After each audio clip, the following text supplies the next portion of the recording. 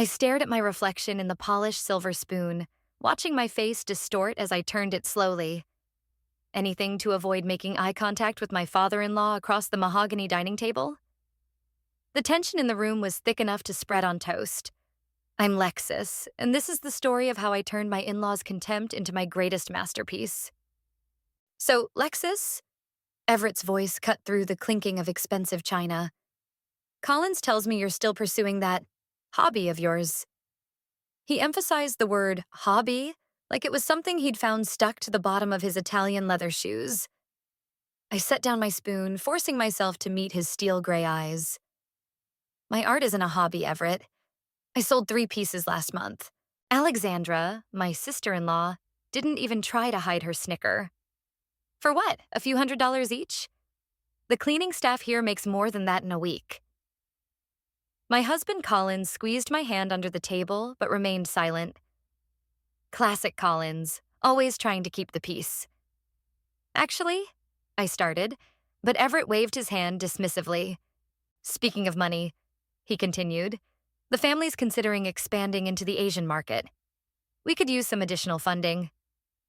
He paused, taking a calculated sip of his wine. I understand you have quite a collection of paintings gathering dust in your studio. The fork in my other hand trembled slightly. They're not gathering dust. They're being prepared for... Darling. Evelyn, my mother-in-law, interrupted with practiced grace. Perhaps you could consider selling them? It would be such a meaningful contribution to the family business. I felt my chest tighten. 5 years of marriage into the Brown family, and they still saw my art as nothing more than a potential cash grab. The worst part? They weren't even trying to be cruel. They genuinely couldn't comprehend that my work meant anything more than dollars and cents. Those paintings aren't for sale, I said firmly, surprising myself with the steadiness in my voice. They're part of a collection I'm developing. Alexandra rolled her eyes. A collection for what? The local coffee shop's walls? That's enough, Alex. Collins finally spoke up, but his voice lacked conviction. Everett leaned forward, his expression softening into what he probably thought was fatherly concern. Lexus, dear, I know you enjoy your little creative outlets, but it's time to think practically. The family needs to stand united in this venture. Your paintings could fetch a decent sum in the right market, enough to show you're committed to being a real part of this family. The words, real part of this family, hit me like a physical blow. I pushed back my chair and stood up, my napkin falling to the floor. Lexus. Collins reached for my arm, but I stepped away. I need some air, I managed to say, heading for the terrace. Behind me, I heard Everett sigh dramatically. Always so emotional, these creative types. He said to no one in particular. The cool evening air hit my face as I stepped outside. My phone buzzed in my pocket. Probably a text from my brother Cash, checking how the dreaded family dinner was going. He'd warned me about marrying into the Browns, but love makes you stupid sometimes. Hey, a soft voice said behind me. It was Evelyn, holding 2 glasses of wine. She handed me one without a word. Thanks, I muttered, taking a sip. You know, she said, looking out over the manicured garden. I used to paint too, before I married Everett. I turned to her, surprised. In 5 years, she'd never mentioned this. What happened? She smiled sadly. Life happened. Family happened. Business happened. She paused. Don't let them do to you what I let them do to me. Before I could respond, Collins appeared at the doorway. Dad's asking for us to come back in. He wants to discuss the funding proposal. I looked at my wine glass, then at Evelyn, who had already slipped her society wife mask back on. Something shifted inside me. A quiet rage, but also determination. Coming, I said. But as I walked back to the dining room, my mind was already racing with plans. They wanted to see the value of my art? Fine. I'd show them exactly what it was worth, but not in the way they expected. I sat back down at the table where Everett was already launching into his business pitch. But for the first time, I wasn't trying to shrink away from his overwhelming presence. Instead, I was thinking about the email I'd received last week. The one from the prestigious Morton Gallery that I hadn't told anyone about yet. So, Lexus, Everett concluded, what do you say about selling those paintings? I smiled, feeling the weight of my secret plan like a weapon in my hands. Actually, Everett, I have a different proposal in mind, but let's discuss it at next week's family dinner. The surprise on his face was just the first brushstroke of my masterpiece of revenge, and like any good artist, I was going to take my time making it perfect. The smell of oil paint and turpentine welcomed me as I unlocked my studio door the next morning. Sunlight streamed through the industrial windows, catching dust motes dancing in the air. My sanctuary. My battleground. You're here early, Ria's voice called from her space across the hall. She appeared in my doorway, paint-splattered apron already on, coffee in hand. Rough night with the in-laws? I dropped my bag on the worn leather couch. Let's just say they want to turn my entire collection into startup capital for their latest business venture. Those vultures, Ria crossed the room, settling into her usual spot on my paint-stained armchair. Please tell me you told them to shove it. Better. I pulled out my phone, opening my email. Read this. Ria's eyes widened as she scrolled. Holy shit, Lex. The Morton Gallery? This is huge. She jumped up, nearly spilling her coffee. Why didn't you tell them about this last night? I walked to my largest canvas, running my fingers along the textured surface. Because I want them to understand something bigger than just gallery representation. I want them to see what art can really do. What are you planning? Ria's voice held equal parts curiosity and concern. Before I could answer, my phone rang. Cash's name flashed on the screen. Big brother checking in, I said, putting him on speaker. How bad was it? His lawyer voice was in full effect. About what you'd expect. Everett basically called my art a hobby and suggested I sell everything to fund their new business expansion. Want me to send them a strongly worded letter? Cash's attempt at humor couldn't hide his protective anger. Actually, I said, I could use your legal expertise on something else. I explained about the Morton Gallery and my developing plan. An art program for underprivileged women? Cash whistled. That's actually brilliant. And you want me to help set up the nonprofit structure? Exactly. I want everything ironclad before I present it to the Browns. Ria suddenly snapped her fingers. Oh my God, Lex, you have to talk to Maria. Remember that program she ran last year? The one that got all that press coverage? My heart raced. Maria had run a successful art therapy program for domestic violence survivors. The local papers had covered it extensively, and several prominent businesses had jumped on board as sponsors. Cash, I said. How quickly can you draft something up? Give me till tomorrow afternoon. But Lex, are you sure about this? It's one thing to stand up to them, but this is playing their game. I looked at my latest piece, a woman emerging from shadows, her face turned toward light. No, Cash. This is changing the game entirely.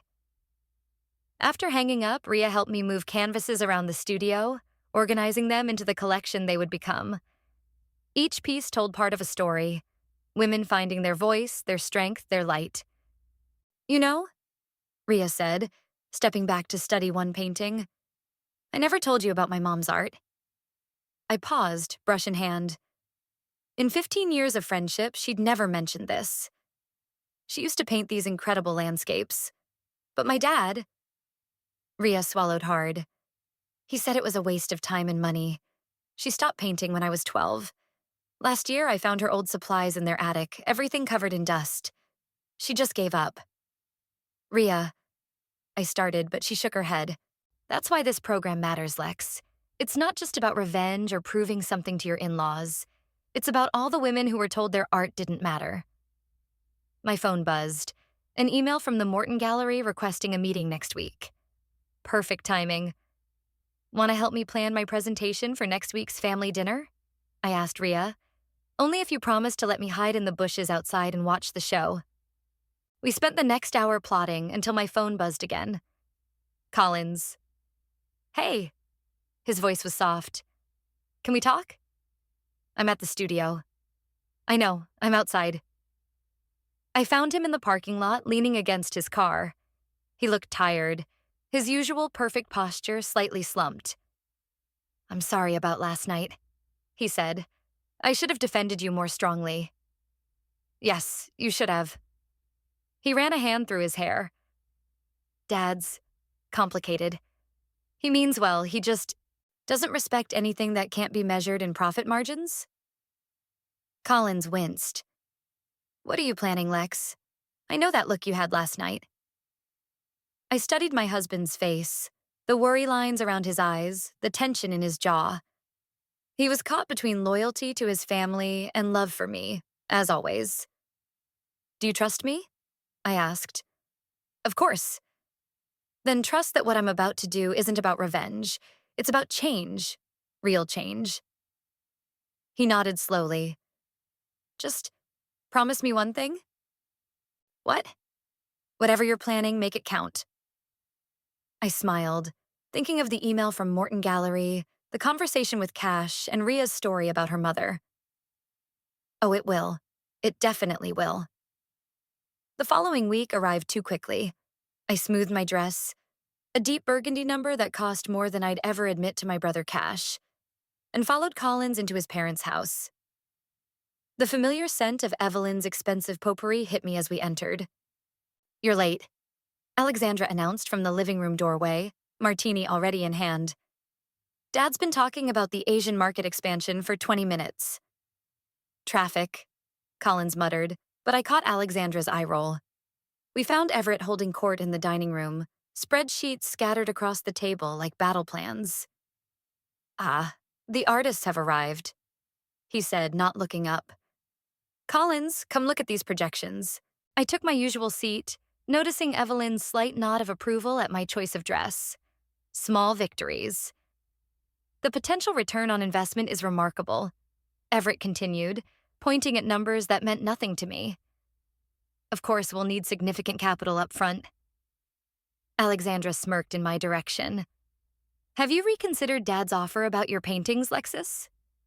Before I could respond, Collins's phone buzzed. He glanced at it, then at me, eyebrows raised. The signal we'd planned. Cash had finished the legal paperwork. "Actually," I said, my voice stronger than I felt, "I have news about my work." "Wonderful," Everett beamed. "I knew you'd come around. I'll have my assistant contact some dealers." "The Morton Gallery contacted me last week." The room went silent. Even Alexandra's perpetual smirk faltered. "Morton?" Evelyn set down her wine glass. "The one downtown?" I nodded, pulling out my phone. "They're interested in featuring my latest collection. Here's the email." Everett took my phone, his reading glasses perched on his nose. His expression remained carefully neutral, but I noticed his grip tighten slightly. "This is unexpected," he said finally. Alexandra snatched the phone. "Let me see that." Her eyes narrowed as she read. "It could be a preliminary inquiry. Doesn't mean anything's confirmed."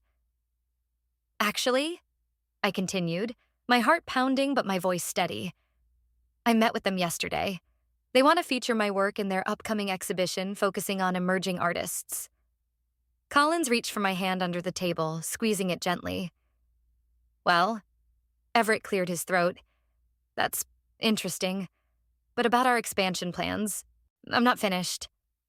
I stood up, drawing everyone's attention. "I have a proposal of my own." Evelyn leaned forward slightly, her perfect posture betraying her interest. "The gallery exposure is just the beginning. I'm launching an art program for underprivileged women, providing them with resources, training, and opportunities to showcase their work." "How charitable," Alexandra said, making it sound like an insult. "It's not charity," I countered. "It's investment in human potential, something this family claims to value." Everett's face darkened. "Now listen here. The program already has corporate interest," I continued. "My brother Cash helped structure it as a nonprofit. We're looking for founding sponsors." "You want our money for an art program?" Alexandra laughed.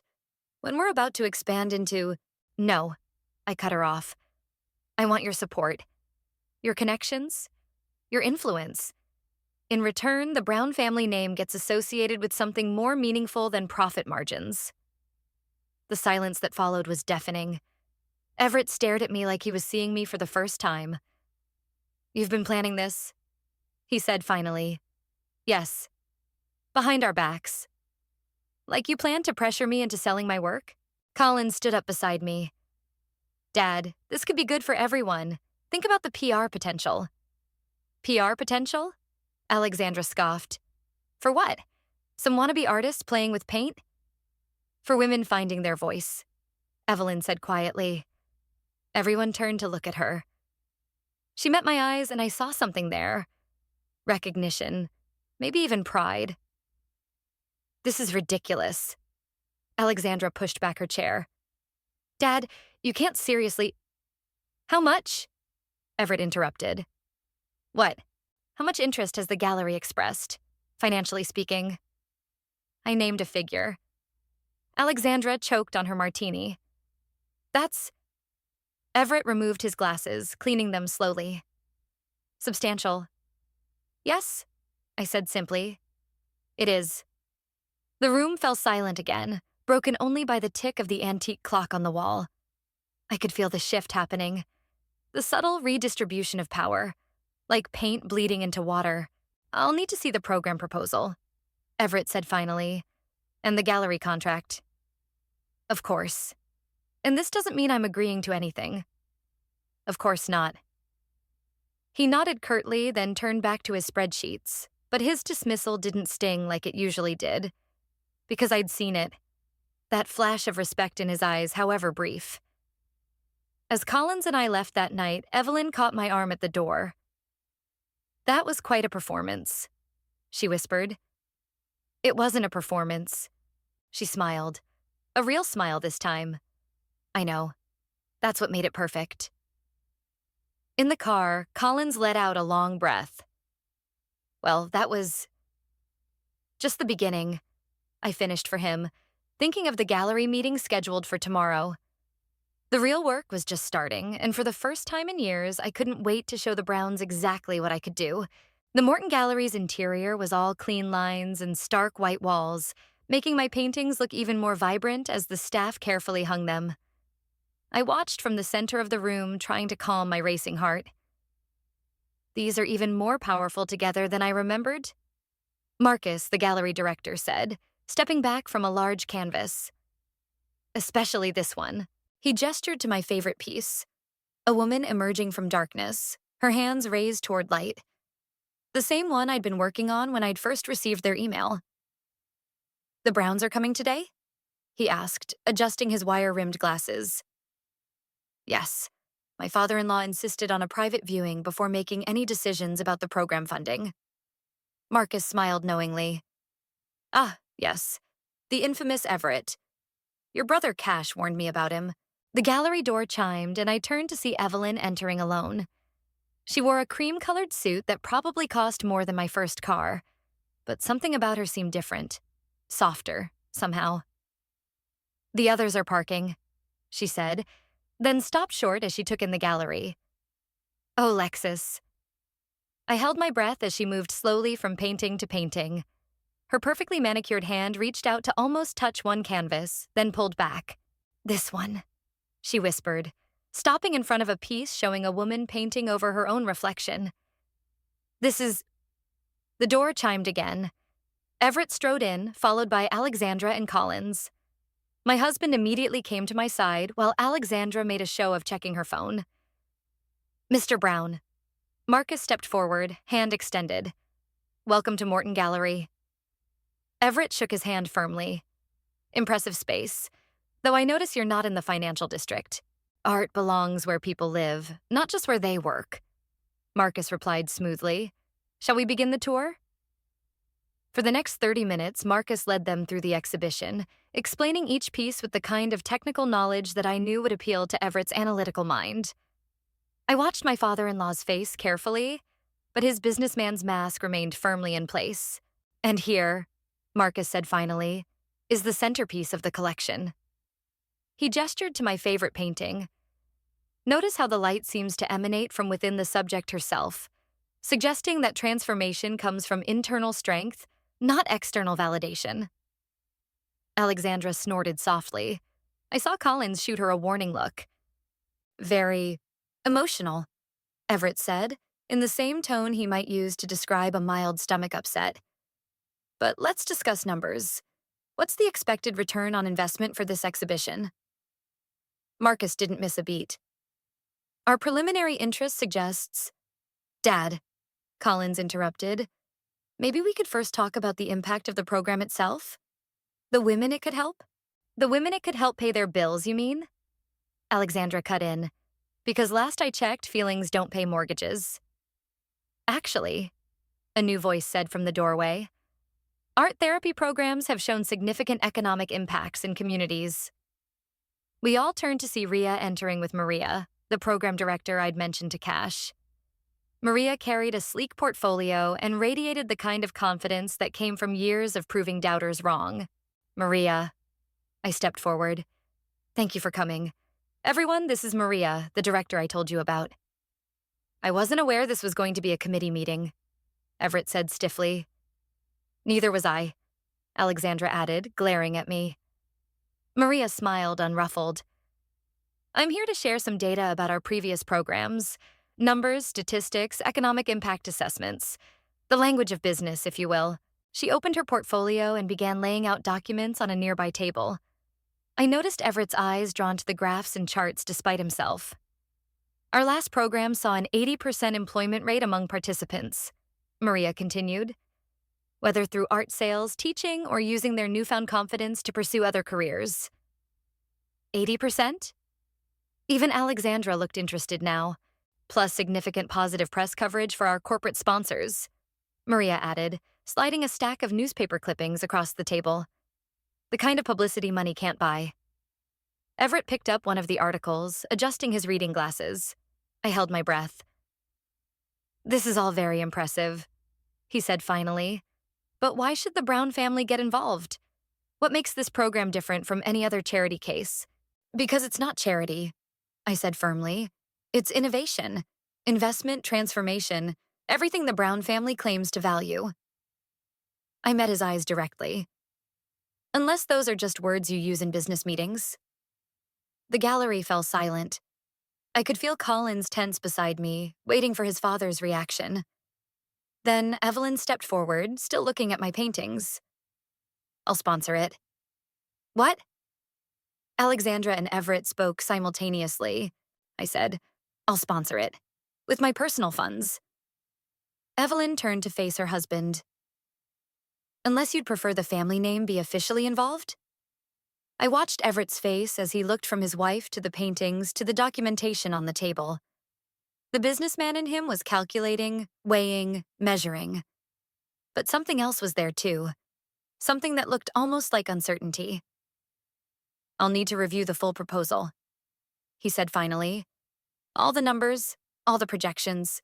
Of course, Maria said, sliding her business card across the table. As they began discussing details, I caught Evelyn's eye. She gave me the smallest of nods, and I understood. The real battle was just beginning, but for the first time, I wasn't fighting it alone. The call came at 3 a.m. I fumbled for my phone in the darkness, squinting at Marcus's name on the screen. Hello? My voice was thick with sleep.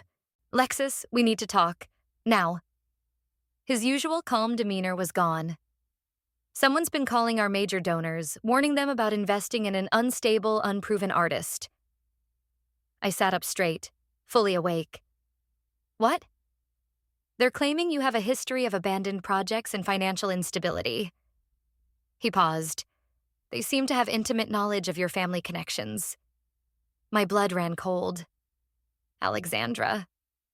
I can't confirm that, but no, it's her. It has to be.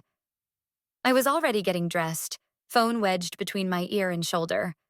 How bad is it? 2 donors have expressed concerns, but Lexus, if this spreads, I'll handle it. I hung up and turned to find Collins watching me from the bed. What's wrong? Your sister is trying to sabotage the gallery showing. I yanked on my boots. I'm going to her house. At 3 a.m.? He was already pulling on pants. Let me drive at least. Alexandra's luxury apartment was 30 minutes away. Collins tried talking me down the entire drive, but his words washed over me like white noise. All I could think about was 5 years of snide comments, dismissive looks, and barely concealed contempt. I pressed her buzzer repeatedly until a light flicked on upstairs. Alexandra appeared at the door in a silk robe, her face masked in cold cream. "Have you lost your mind?" she hissed. "It's the middle of the night." I pushed past her into the apartment. "Funny, I was about to ask you the same thing. Calling gallery donors? Really?" She crossed her arms, not bothering to deny it. "I'm protecting our family's interests." "Alex?" Collins stepped between us. "What were you thinking?" "I was thinking about Dad's blood pressure spiking every time he looks at those investment reports. About our family's reputation being tied to some feel-good art project." She turned to me, eyes blazing. "You waltz in with your paintings and your programs, acting like you know better than everyone else." "I never said that." "You didn't have to. Looking down on our business, our values. The only person looking down on anyone is you." My voice echoed off her minimalist walls. "You've been undermining me since the day I married Collins." "Because you're not one of us. You don't understand what it means to be a Brown." "Stop it, both of you." Collins's shout surprised us into silence. "Alex, what you did was wrong. Legally wrong. Dad won't thank you for this." Alexandra's face paled slightly. "Dad doesn't need to know. Too late." I pulled out my phone, showing her the recording app. "I've got your confession right here." Her eyes widened. "You wouldn't." "Try me." Collins ran a hand through his hair. "Lexus, maybe we should—" "No." I cut him off. "I'm done playing nice. Here's what's going to happen, Alexandra. You're going to call every donor you contacted and retract your statements. All of them. By noon today." "Or what? You'll run to Daddy with your little recording?" "No. I'll have my brother Cash run to the press with it. I wonder how the business world would react to the Brown family trying to sabotage an art program for underprivileged women." The color drained from her face completely now. "You're bluffing," she whispered, but I could hear the uncertainty in her voice. "Try me. Noon, Alexandra. Every donor." I turned to leave, but her voice stopped me. "Why are you doing this? Really? Is it just to prove you're better than us?" I looked back at her, standing there in her expensive robe in her perfect apartment, and felt an unexpected pang of sympathy. "No, I'm doing it because art saved my life when I was at my lowest. Because every woman deserves the chance to find her voice, even if people like you think it's worthless."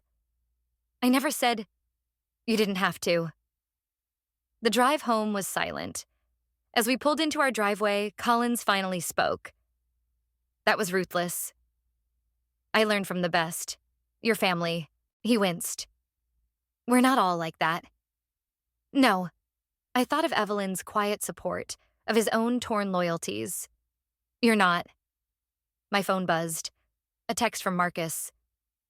"Interesting. A donor just called to apologize for their earlier concerns. Said there had been a misunderstanding." I showed Collins the message. "Looks like your sister's starting early." "Lexus?" His voice was serious. "Promise me something?" "What?" "Promise me this won't change you. The real you. The one who believes in art and healing and second chances." I thought about Alexandra's face when I threatened her, the rush of power I'd felt. "I promise. But I won't let them change me either. Not anymore." The sun was rising as we went back to bed, painting the sky in shades of pink and gold. My last thought before drifting off was that sometimes the most beautiful art comes from the darkest places, even if those places are within ourselves. The next family dinner felt like walking into a minefield. Alexandra sat as far from me as possible, stabbing her salad like it had personally offended her. Everett's face was thunderous. Clearly, he'd heard about the donor situation. "Well," he said as soon as we were all seated, "this has been an interesting week." Collins shifted in his chair beside me. "Dad, no, let me finish." Everett set down his fork. I've spent 40 years building this family's reputation. 40 years of careful relationships, strategic decisions, calculated risks. His eyes locked onto mine. And you threatened to destroy it all over some art program. I didn't threaten anything, I said calmly. I protected my work from someone trying to sabotage it. Alexandra's fork clattered against her plate. You recorded me. You called my donors. Enough. Everett's fist hit the table, making the crystal water glasses jump. This ends now. Both of you. Everett. Evelyn's voice was quiet but firm. Perhaps we should discuss why Alexandra felt the need to interfere in the first place. Because she's trying to take over everything, Alexandra burst out. She comes in here with her paintings and her programs, making us look like some heartless corporate machine. Aren't we? I shot back. Isn't that exactly what you've all been to me? A machine that only values profit? That's not fair, Colin started, but I was on a roll now.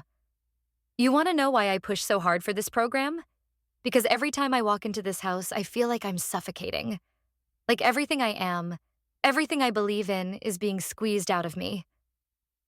The room fell silent. Even Everett looked taken aback. Do you know what it's like? I continued, my voice shaking. To have every dream, every achievement dismissed as a hobby? To be told that unless something makes money, it's worthless? We never said, Alexandra began. You didn't have to. It's in every look, every comment, every time you talk about real work versus what I do. Evelyn set down her wine glass. She's right. Everyone turned to stare at her. What? Everett looked like he'd been slapped. She's right, Evelyn repeated. We've been horrible to her, Everett. All of us. We've treated her passion like a character flaw instead of a gift. A gift that doesn't pay the bills, Alexandra muttered. Actually, I pulled out my phone. Marcus sent over the latest gallery projections. Would you like to see what your hobby artist sister-in-law is worth on the market? I slid the phone across to Everett. His eyes widened slightly as he read. This is substantial. Yes, I said. It is. But you know what? That's not even the point. The point is that art matters. It changes lives. It gives voice to people who've been silenced. Like you? Evelyn asked softly. The question hit me like a physical blow. Yes, I whispered. Like me. Everett cleared his throat. Lexus, I may have been hasty in my judgment. May have been. Collins's voice was sharp. Dad, you've been dismissing her work for years, and you've been letting him. I turned to my husband. Standing by silently while your family treated me like an embarrassment. Collins flinched. I thought I was keeping the peace. Peace at what cost? Evelyn asked. Our souls? Our integrity? Alexandra made a disgusted sound. Oh, please. Now we're talking about souls? Yes, Evelyn snapped, surprising everyone. Because that's what your father and I lost somewhere along the way. And that's what Lexus is fighting to keep. The silence that followed was deafening. Everett stared at his wife like he'd never seen her before. The program launches in 3 weeks, I said finally. With or without the Brown family's support. But ask yourselves this. Do you want to be known as the family that tried to stop it or the family that helped it succeed? Everett picked up his wine glass, swirling the red liquid thoughtfully. You're asking us to change everything we believe in. No, I corrected him. I'm asking you to remember what you used to believe in, before everything became about profit margins and market shares. He set down his glass and looked at me. Really looked at me, for what felt like the first time in 5 years. The gallery opening, he said slowly. Will there be press coverage? Extensive. And the program participants? They'll be there? Front and center. He nodded almost to himself. Then perhaps it's time for the Brown family to show a different side of itself. Alexandra started to protest, but Everett held up his hand. Enough, Alex. Your sister-in-law has proven her point. Rather impressively, I might add. I felt tears pricking at my eyes, but blinked them back. This wasn't a complete victory. I could see the calculations still running behind Everett's eyes, but it was a start. Thank you, I said simply. As we left that night, Evelyn caught my arm again. You know what the real masterpiece is here? What? She smiled. The way you're making us see ourselves clearly for the first time in years. I drove home in silence, thinking about masterpieces and revelations and how sometimes the most powerful art isn't hung on gallery walls at all. The gallery buzzed with energy on opening night. Women in cocktail dresses mingled with artists in paint-splattered jeans, while photographers' flashes lit up the white walls like lightning. My paintings seemed to pulse with life under the carefully positioned spotlights. You're trending locally, Ria announced, showing me her phone. The hashtag #DarkArtTransforms is blowing up. Before I could respond, I spotted Everett and Evelyn entering. He wore his best suit. She was stunning in midnight blue. But what caught my attention was their body language. They were holding hands. Lexus, Everett called out, making his way through the crowd. This is impressive. The press coverage is excellent, Alexandra added, appearing behind them. She looked uncomfortable but was making an effort. 3 major networks are here. They're not here for the press coverage. Maria stepped forward, gesturing to a group of women gathered near my centerpiece painting. They're here for them. The program participants stood proudly beside their own works, smaller pieces displayed alongside mine. Their faces glowed with accomplishment, many accompanied by family members who couldn't stop smiling. Sarah over there. Maria pointed to a woman in her 40s. Just sold her first piece, and Lisa's been commissioned to paint a mural for the children's hospital. I watched Everett's expression shift as he took in the scene. The businessman's mask slipped just slightly, revealing something that looked almost like wonder. Ladies and gentlemen, Marcus's voice carried through the gallery. If I could have your attention, please. The crowd quieted. I felt Colin slip his hand into mine. Tonight marks more than just the opening of a remarkable exhibition, Marcus continued. It represents the launch of the Transform Through Art initiative, a program that proves the power of creativity to change lives. Applause rippled through the room. I saw Cash near the back giving me a thumbs up. And none of this would be possible without our founding sponsor. Marcus gestured toward us. The Brown family. Everett stepped forward, and I held my breath. We hadn't discussed what he would say. When my daughter-in-law first approached me about this program, he began, I saw it as a distraction from real business. He paused, looking around the room. I was wrong. A murmur went through the crowd. Alexandra's jaw dropped. Business is about value creation, Everett continued. But value isn't just measured in dollars. Sometimes it's measured in transformed lives, in rediscovered confidence, in the light in someone's eyes when they realize their worth. He turned to me. Lexus taught our family that, and we're proud to announce that the Brown Foundation will be expanding this program to 3 additional cities next year. The applause was thunderous. Evelyn wiped tears from her eyes while Collins hugged me so tight I could barely breathe. Dad? Alexandra stepped forward. Are you sure about... Actually, Evelyn cut in. I'll be heading the Foundation's art initiative personally. She smiled at her daughter. Unless you'd like to help? Alexandra looked around the gallery, at the proud artists, the admiring crowds, the positive press coverage, and something seemed to click. I might have some ideas about corporate partnerships, she said slowly. A reporter approached, notebook in hand. Mr. Brown, could you tell us more about your foundation's commitment to the arts? As Everett turned to answer, Maria touched my arm. Come meet someone. She led me to a quiet corner where a young woman stood studying one of my paintings. She couldn't have been more than 20. This is Jamie, Maria said. She just joined our program last week. Your painting. Jamie's voice was barely above a whisper. The woman stepping into the light. That's how I feel when I paint. Like I'm finally visible. My throat tightened. That's exactly what it means. I never thought... She wiped her eyes quickly. I never thought people like me could do something like this. People like you, I said firmly, can do anything. A commotion near the entrance drew our attention.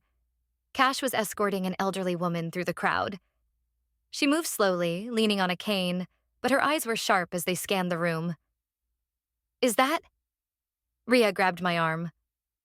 My first art teacher, I confirmed. Mrs. Rivera. I invited her last week. The old woman made her way to us, examining my paintings with a critical eye. Finally, she turned to me. You did good, kid, she said simply. You did real good. The tears I'd been holding back all evening finally spilled over. Mrs. Rivera pulled me into a fierce hug. Thank you, I whispered. No, she replied.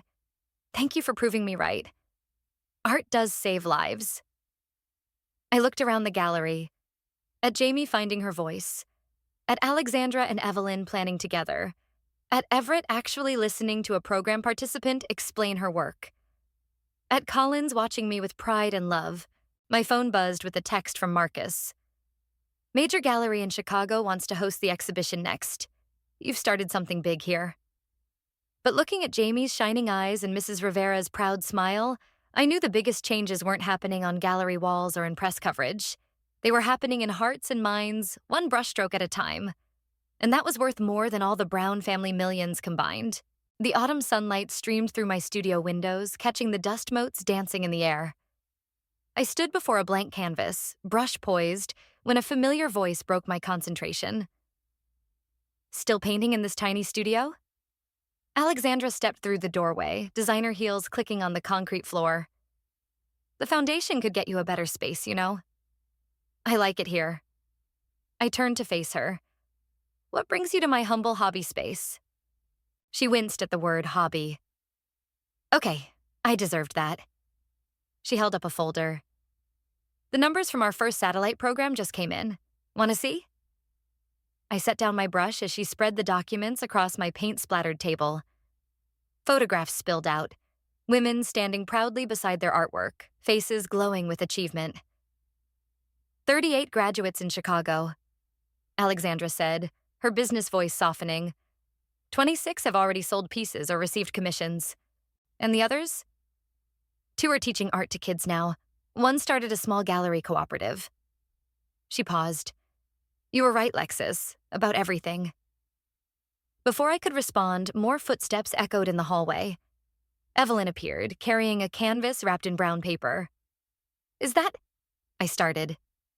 She nodded, carefully unwrapping it. My first painting in 30 years. The canvas revealed a garden scene. Not technically perfect, but full of life and color. In the foreground, a woman stood at an easel while another watched over her shoulder. It's us, I realized. From the program launch. Yes. Evelyn traced the brushstrokes with her finger. I've been taking classes with Maria. In secret at first. But now Dad actually brags about having 2 artists in the family. Alexandra finished, rolling her eyes but smiling. The studio door opened again. Collins and Everett entered, deep in conversation. The Seattle location is confirmed, Collins was saying. The waiting list is already full. Good, Everett nodded. What about the scholarship program Lexus proposed? Already funded, Alexandra cut in. I moved some investments around. You did? I stared at her. She shrugged. Turns out art is a pretty solid investment. Who knew? I did, Ria called from her studio across the hall. Been telling you all for years. Everett walked to my blank canvas, studying it with the same intensity he once reserved for spreadsheets. What will this one be? I'm not sure yet. I picked up my brush again. Sometimes you have to start painting to discover what you're trying to say. Like running a business, he mused. Or a family. Speaking of family, Collins pulled out his phone. Cash is on his way with the final paperwork for the foundation's expansion. And Jamie's bringing her portfolio, Evelyn added. She's ready to teach her first class. I smiled, remembering the shy young woman from the gallery opening, now one of our most passionate instructors. You know, Alexandra said quietly, I never apologized for trying to sabotage everything. No, you didn't. I'm sorry. She met my eyes directly. I was scared. Of what? Of change, of being wrong, of. She gestured around the studio. Of all this meaning more than what I'd built my life around. I dipped my brush in paint, a rich, deep blue. Want to know a secret? I was scared too. Still am sometimes. But you did it anyway, Evelyn said. Yes. I made the first stroke on the canvas, bold and sure. Because being scared of something doesn't make it wrong. Everett cleared his throat. I suppose I owe you an apology too. You don't. I do. He stepped closer to the canvas. I was wrong about art being worthless. About you being. He struggled with the words. Less than what this family needed. I added another stroke of blue, then reached for gold. You know what I've learned? Sometimes the things we think will break a family actually make it stronger. Like art? Alexandra asked. Like truth, I corrected. Like standing up for what you believe in, even when it's hard. Especially when it's hard. The painting was taking shape now. A phoenix rising from swirling darkness, its wings touched with gold. Beautiful, Evelyn whispered. Yes, Everett agreed, and I knew he wasn't just talking about the painting. Cash's voice echoed down the hallway, mixed with Jamie's laughter and Maria's warm greeting. Soon the studio would be full of people, plans, possibilities. But for now, I looked at my family. My real family, transformed by truth and art and love, and felt something settle in my heart. Ready to change more lives? Collins asked, squeezing my hand. I added one final stroke of gold to the phoenix's wing. Always. Because that's the thing about art, about family, about life itself. The masterpiece is never really finished. You just keep adding colors, keep taking chances, keep believing in the power of transformation. And sometimes, if you're brave enough to face the blank canvas, you create something more beautiful than revenge could ever be. You create hope.